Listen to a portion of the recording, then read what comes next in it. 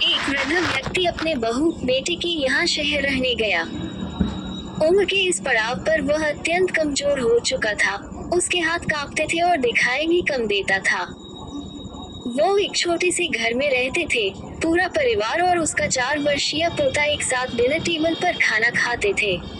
लेकिन वृद्ध होने के कारण उस व्यक्ति को खाने में बड़ी दिक्कत होती थी।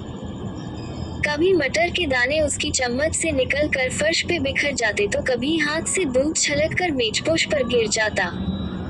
बहू बेटे 1-2 दिन ये सब सहन करते रहे, पर अब उन्हें अपने पिता की इस काम से चिढ़ होने लगी। हमें इनका कुछ करना पड़ेगा, लड़के ने कहा। बहू ने भी हाँ में हाँ मिलाए और बोली, आखिर कब तक हम इनकी वजह से अपने खाने का मजा किरकिरा रहेंगे, और हम इस तरह चीजों का नुकसान होते हुए भी नहीं देख सकते। अगले दिन जब खाने का वक्त हुआ तो बेटे ने एक पुरानी मेज को कमरे के कोने में लगा दिया। अब बूढ़े पिता को वही अकेले बैठकर अपना भोजन करना था। यहाँ तक कि उनके खाने के बर्तनों की जगह एक लकड़ी का कटोरा दे दिया गया था, ताकि अब और बर्तन न टूट फूट सके।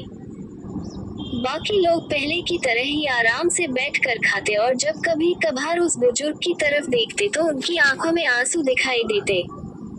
ये देखकर भी बहू बेटे का मन नहीं पिघलता। वो उनकी छोटी से छोटी गलती पर ढेरों बातें सुना देते। वहाँ बैठा बालक भी यह सब बड़े ध्यान से देखता रहता और अपने में मस्त रहता। एक रात खाने से पहले उस छोटे बालक को उसके माता पिता ने जमीन पर बैठकर कुछ करते हुए देखा। तुम क्या बना रहे हो? पिता ने पूछा। बच्चे ने मासूमियत के साथ उत्तर दिया, अरे मैं तो आप लोगों के लिए एक लकड़ी का कटोरा बना रहा हूँ, ताकि जब मैं बड़ा हो जाऊँ तो आप लोग इसमें खा सके। और वह पुनः अपने काम में लग गया। पर इस बात का उसके माता पिता पर बहुत गहरा असर हुआ।